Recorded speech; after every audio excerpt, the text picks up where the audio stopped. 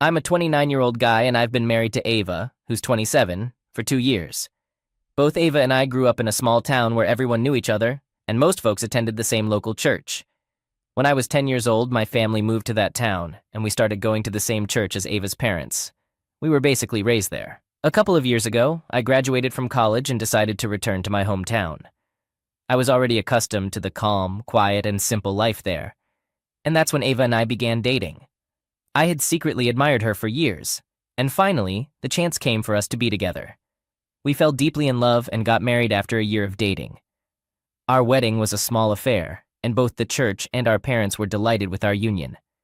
They even chipped in to support our modest wedding. Now, the interesting thing is that Ava and I chose not to be intimate before our wedding.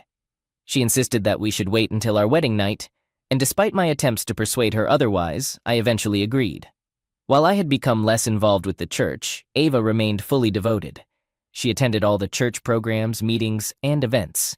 She was even part of the evangelism team, and every weekend she went out with them to pray and spread the word. During our courtship, we limited ourselves to kissing, and she never agreed to spend the night at my place. She believed in saving herself for our wedding night, as she considered it against God's wishes to be intimate before marriage. Throughout the time I waited for Ava and me to tie the knot and finally be together physically, I believed she was a virgin. She never disclosed otherwise, so I naturally assumed she was. It was only on our wedding night that I discovered she wasn't. She confessed that she had been intimate with her previous boyfriends, but had chosen to change her ways. It took me some time to overcome the disappointment, and I tried my best not to let it affect our new marriage. Apart from discovering that she had previous relationships, which she hadn't shared with me, Ava was a loving partner. She treated me with respect and kindness. Her presence had a comforting and lively vibe, and she warmly welcomed both acquaintances and strangers. My job involved working as a driver for a logistics company, while Ava chose to be a stay-at-home wife so she could dedicate more time to her religious activities.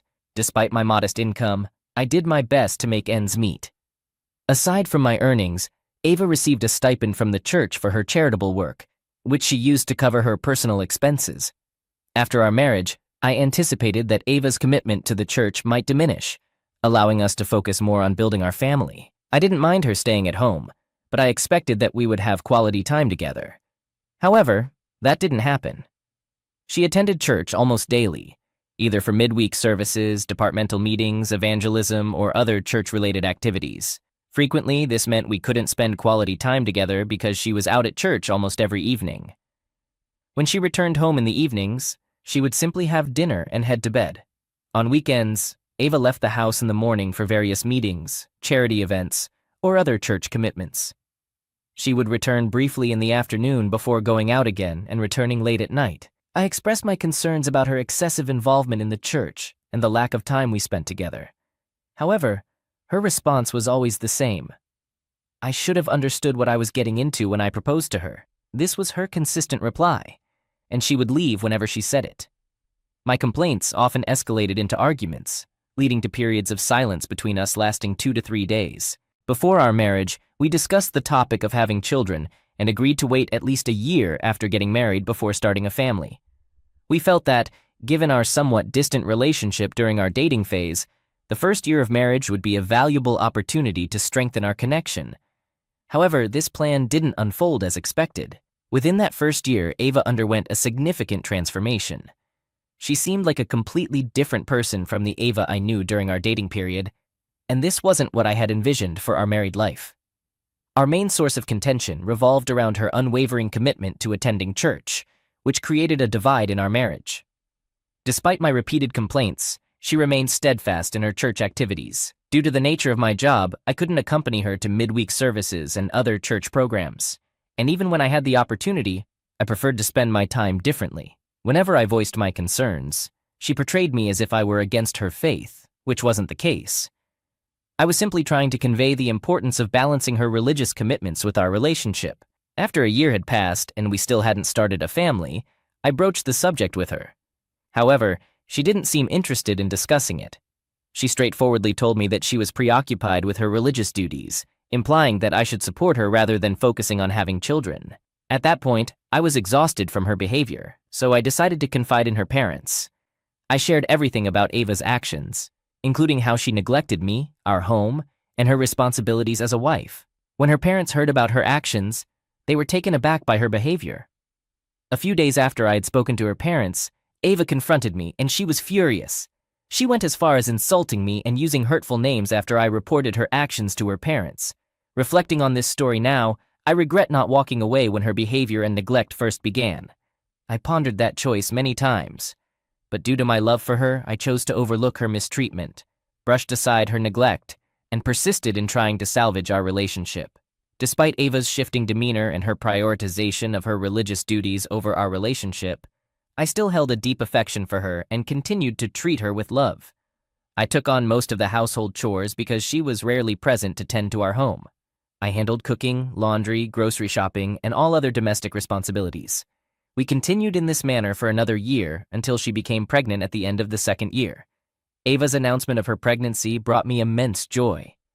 I knew that as her pregnancy progressed, she would reduce her church attendance, and that's precisely what occurred. In the early stages of her pregnancy, she remained active in attending church, but by her second trimester, she started staying home. One of the reasons for her reduced church attendance was her pregnancy's complications, which prompted her doctor to advise against strenuous activities. With Ava no longer able to attend church activities regularly, her fellow church members began visiting her instead. They would visit as a group on some days, while individual members would visit on other days. Almost every time they came to see Ava, they brought gifts, fruits, and other items to satisfy her cravings. Their outpouring of love and concern didn't surprise me, given Ava's unwavering dedication to her church. Many families had known her since childhood and treated her like their own daughter. In addition to regular church member visits, our church pastor also came to our house every week. He was the one who brought fruits and other items for Ava.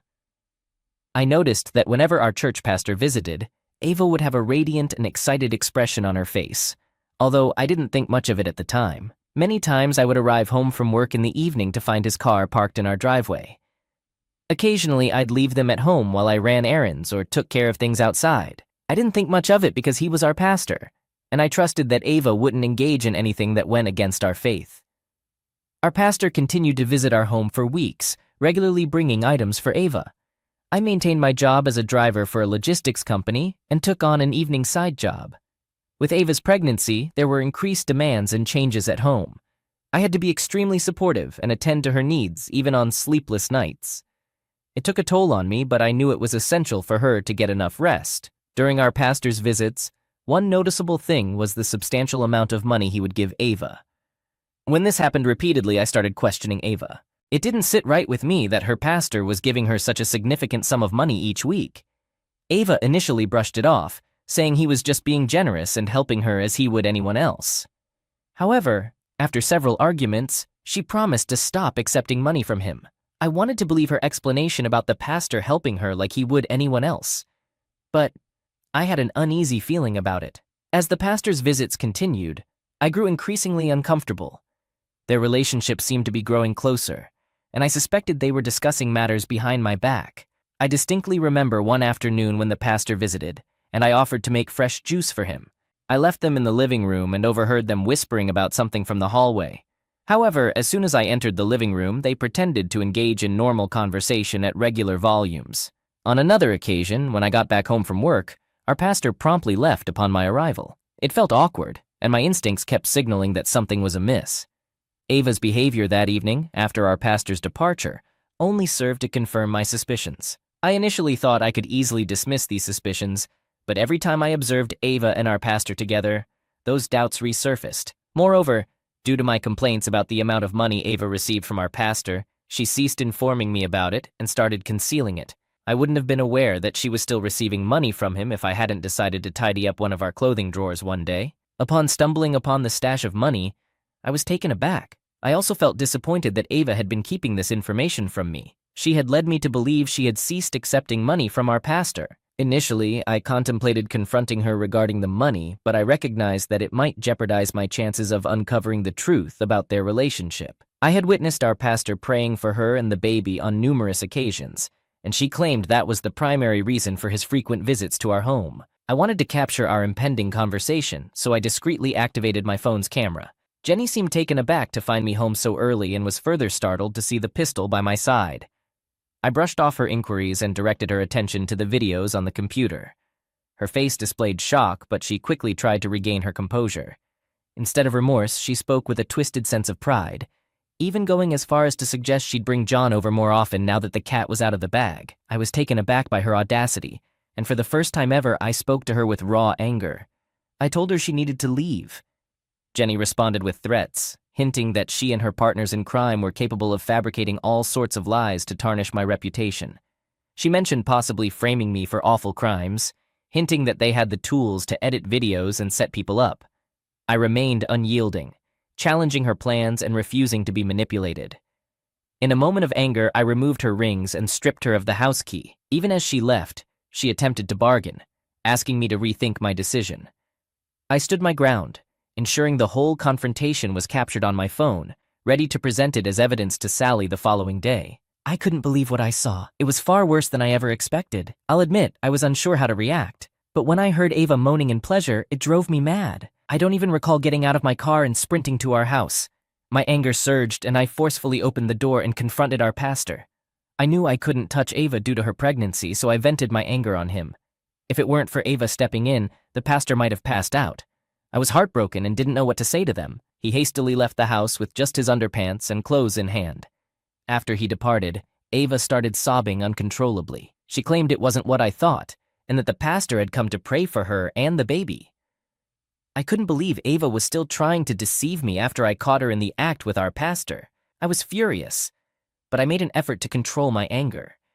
It dawned on me that Ava had been having an affair with our pastor, which explained why he kept giving her money. I questioned her about the duration of her relationship with him, but she vehemently denied any involvement.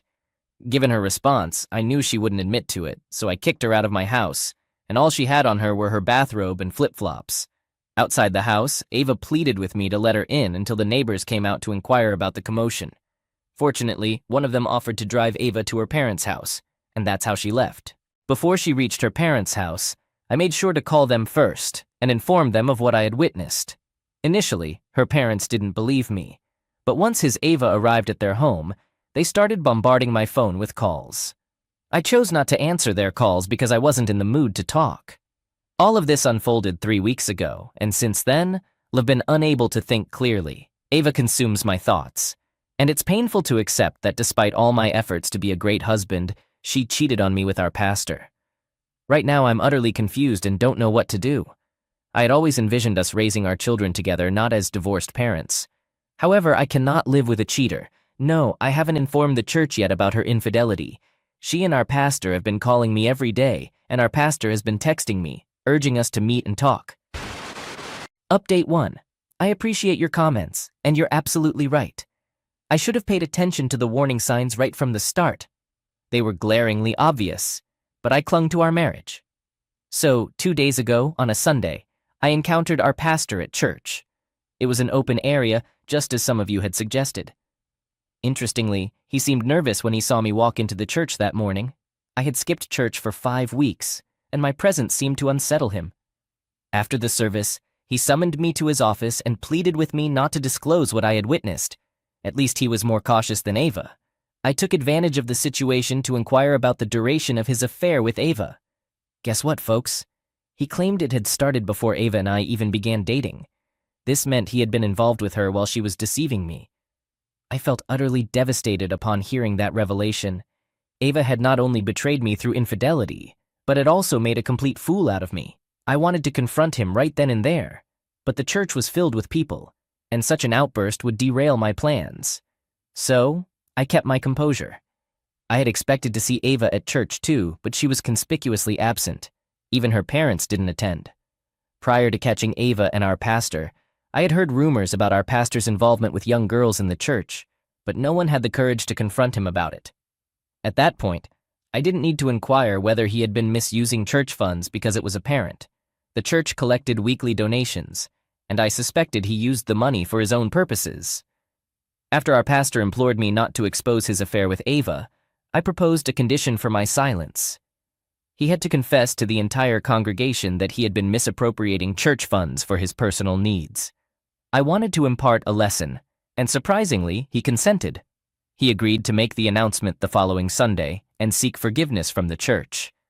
I had a gut feeling that he wasn't being truthful. He wouldn't agree to humiliate himself like that unless he had some hidden agenda. Just yesterday, Ava reached out using a different phone number. Over the past few weeks, she called repeatedly until I had to block her. She claimed she had come to my house multiple times, but no one answered. I left my house 3 days after kicking her out because I couldn't get the image of them being intimate in my living room out of my mind. She mentioned not wanting to raise the baby on her own and asked for a second chance to prove she had changed. Hilarious. She has no clue what's in store for her. I informed her that I would only consider taking responsibility for the child if we conducted a paternity test and the results confirmed that I was the father. Once we go through with this, I'll provide another update. Thank you everyone for your comments. Update 2. Hello everyone. I want to express my deep gratitude to this community for the incredible support I've received. I also want to apologize for the delay in providing this update. So, after I brought up the idea of a paternity test to Ava, she initially resisted, claiming I was making things unnecessarily complicated for her. I suspected she might have had doubts about me being the baby's father. Eventually, we did go through with the paternity test, and it turned out I wasn't the baby's father. I had a hunch this would be the outcome right from the moment she opposed the idea of the test. Her parents were understandably disappointed when they learned the truth and asked her who the real father was. She couldn't bring herself to answer them. I knew the answer, and I informed them that it was indeed our pastor. Words can't adequately convey how shattered I felt. We received the test results on the day of our church's midweek service, so I decided to pay our pastor a visit. Even if the child had turned out to be mine, I had already made up my mind to divorce Ava. I had already contacted a lawyer to prepare the divorce papers, which were ready by the time of our confrontation. When I arrived at the church, I walked straight to the front to address everyone. Our pastor was the one delivering the sermon and refused to hand me the microphone when I requested it. He understood my intentions and tried to signal me to stop, but I ignored him. When he continued to deny me the mic, I raised my voice to ensure everyone could hear me. I exposed our pastor's misconduct and shared the truth with everyone, leaving them in shock. I realized it was impractical to show them the footage, so I played a voice recording of our last conversation with our pastor, where he confessed to his affair with Ava and misusing church funds. He had no idea I had recorded that conversation, and I didn't inform him either. His expression when he heard the recording was priceless. He was taken aback by the fact that I had recorded our conversation, making it irrefutable evidence in case he tried to deny it. With the evidence presented, I was confident it would have a profound impact on his career and marriage, and it did. The church was deeply disappointed in him and he was demoted. Additionally, the church lost many members because they regarded our pastor as a paragon of virtue who consistently preached against closeness immorality. So, their disappointment was palpable when they discovered he wasn't practicing what he preached. As for Ava, despite all her pleas and her parents' intervention, we have gone through with the divorce.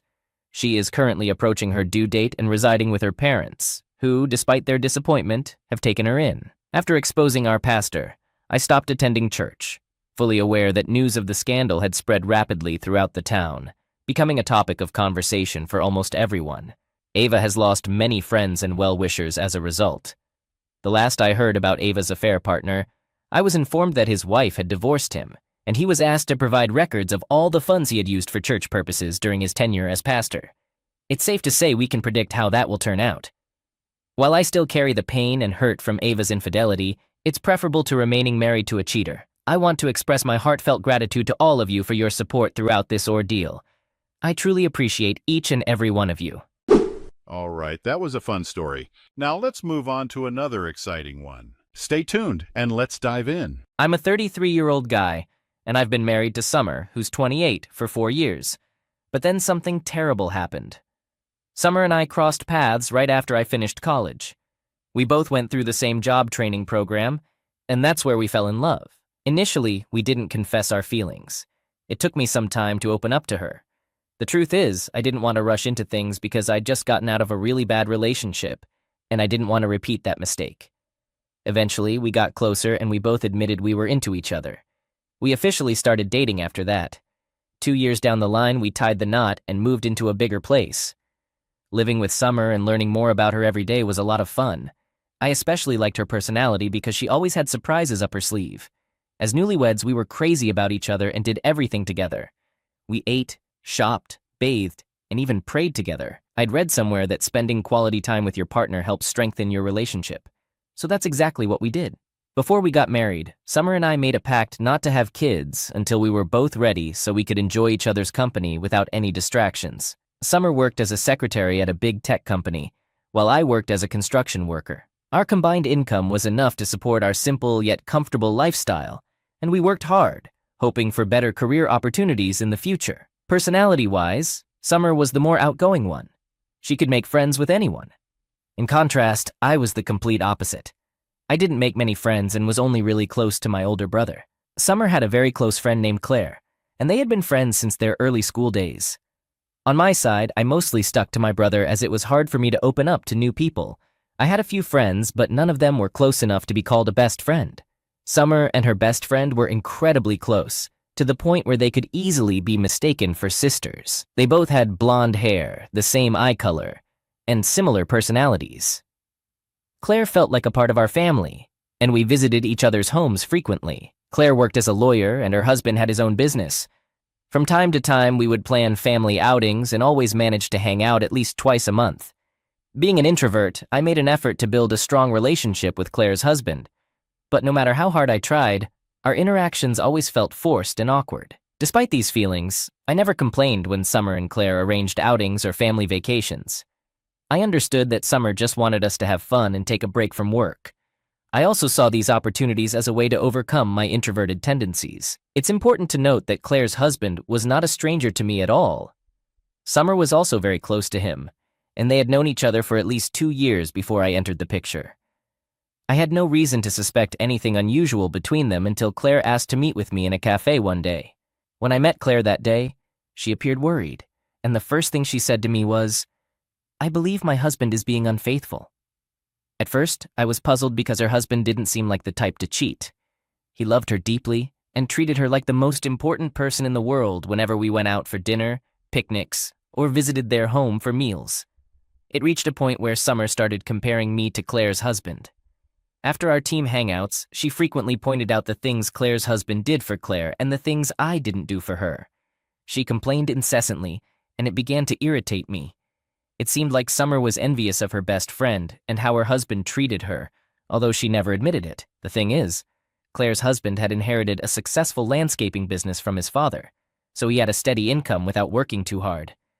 This allowed him to afford lavish gifts and expensive items for Claire. Whenever Claire received a fancy gift from her husband, she excitedly told Summer, and they would discuss it.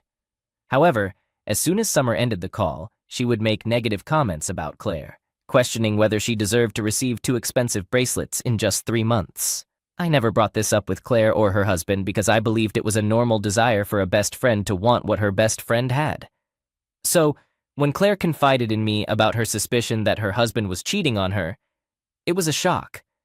I didn't try to defend him because I knew it would be unwise.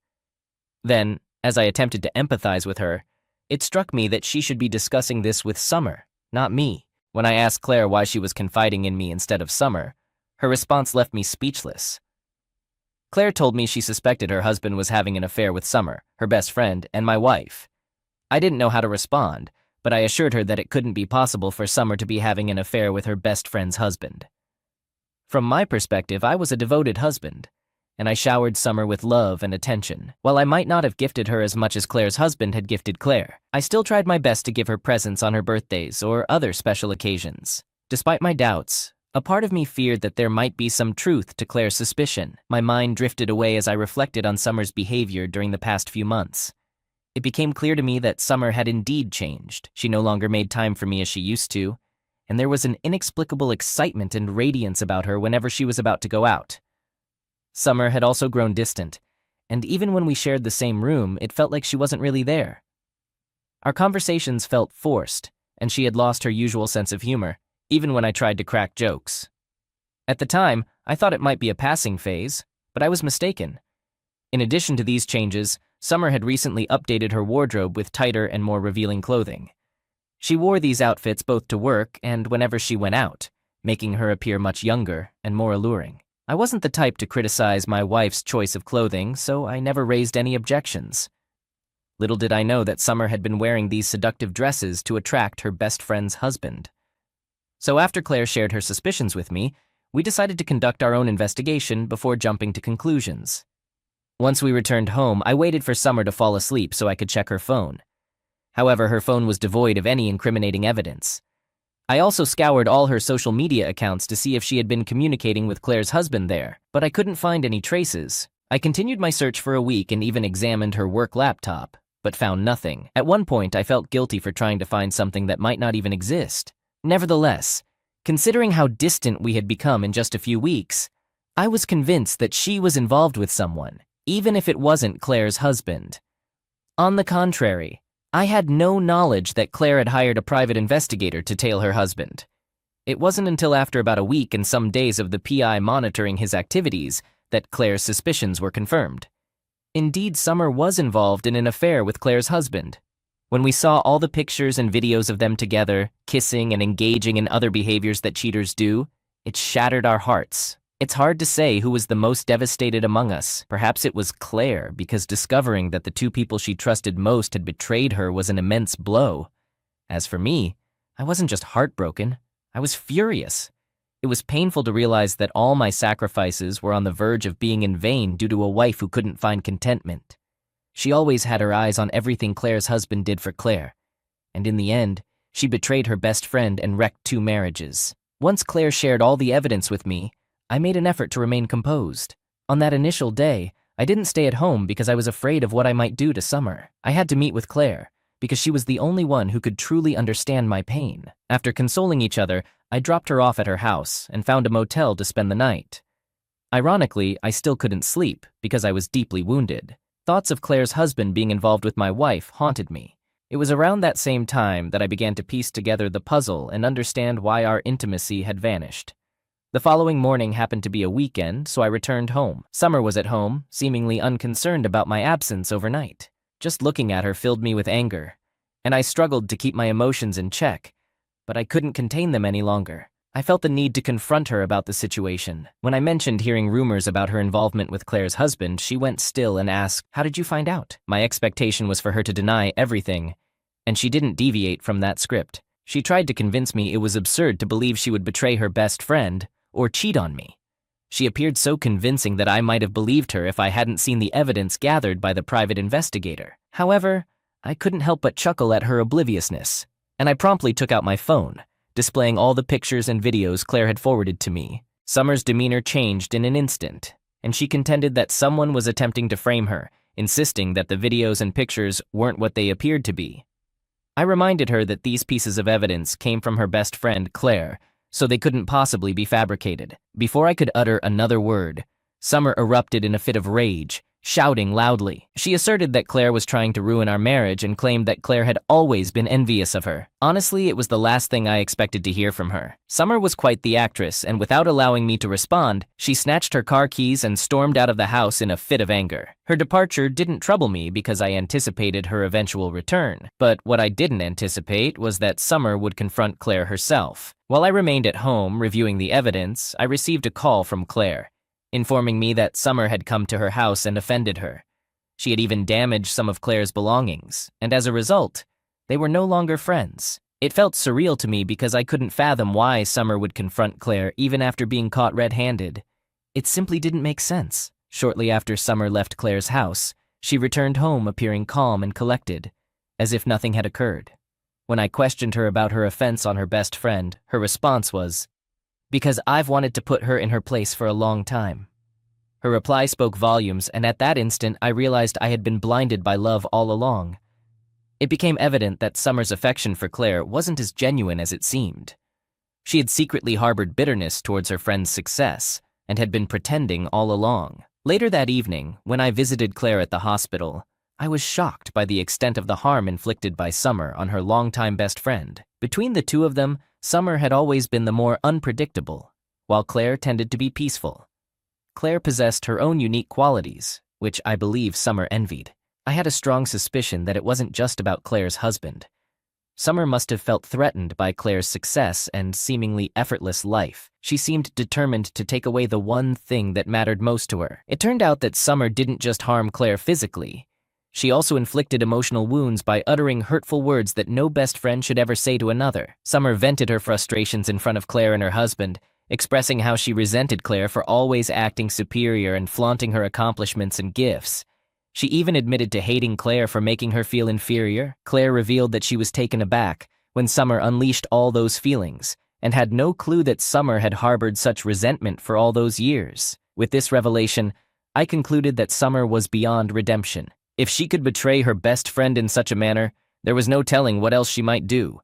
She had shown herself capable of extreme actions, even bordering on cold-blooded cruelty, and I couldn't envision a future with a woman like that. Never! Interestingly, after her affair with Claire's husband was exposed, she attempted to reconcile with me. Although I've informed her about consulting a divorce lawyer, I haven't initiated the paperwork yet. She seems to believe there's still a chance for us. Her behavior has shifted, and she no longer goes out as frequently as before. Now she's trying to revive certain aspects of our relationship that she had abandoned. She's making efforts to seduce me and cook for me, but her insincerity is quite transparent. Since discovering the truth, I've been dining out, and I won't stop until Summer is out of my life. When Claire and I learned about Summer's betrayal, Claire requested that I keep my emotions in check and maintain the appearance of a functioning marriage for Summer's sake. However, looking at her disgusts me now. I can't bring myself to be intimate with her because my heart is no longer in it. Despite everything she's done, a part of me still has lingering feelings for her. What should I do? Even if we were to reconcile in the future, I fear she'd cheat on me again. We've only been married for 4 years, and she's already been unfaithful. At the same time, I wish I could simply kick her out of my house and toss her belongings onto the lawn, exposing her infidelity to the neighbors. On a different note, Claire officially divorced her husband last week, and Summer has been subtly implying that Claire wasn't a suitable match for her husband. She still believes I bought into her lies about Claire plotting against her, which is quite amusing. She assumes our marriage will return to normal, but she's mistaken. In any case, it's all for the best. Claire has something in store for Summer, and I can't wait to witness her reaction. Most importantly, I'm eagerly anticipating the day I can kick this unfaithful woman out of my house. Update 1. While awaiting Claire's signal, I relocated to a hotel because I couldn't stand the sight of Summer. She repulsed me. In the meantime, Claire has fully recovered from the injuries sustained during her altercation with Summer. She has taken legal action against Summer, suing her for alimony and offense. When Summer was served with the legal papers, she angrily showed up at my workplace, unaware that I had moved to a hotel. She vehemently refused to pay alimony to Claire, claiming that Claire had initiated the fight and she had merely defended herself. I knew this was a lie because when she returned from Claire's house that day, she mentioned something about putting Claire in her place, which didn't sound like self-defense. I informed her that it was no longer my concern. She had created this situation for herself and now had to face the consequences. To make a long story short, Claire had the upper hand in court, and the verdict favored her. The court ordered Summer to pay the alimony and imposed an additional fine for offending Claire in her own home. While I wasn't present for the court proceedings, Claire kept me informed. On the day I returned home, I finally carried out the task I had been longing to do. When Summer saw me, she immediately assumed the role of the victim. I chose to distance myself from her and let her deal with the consequences of her actions. She had the audacity to label me as the worst husband because I didn't support her.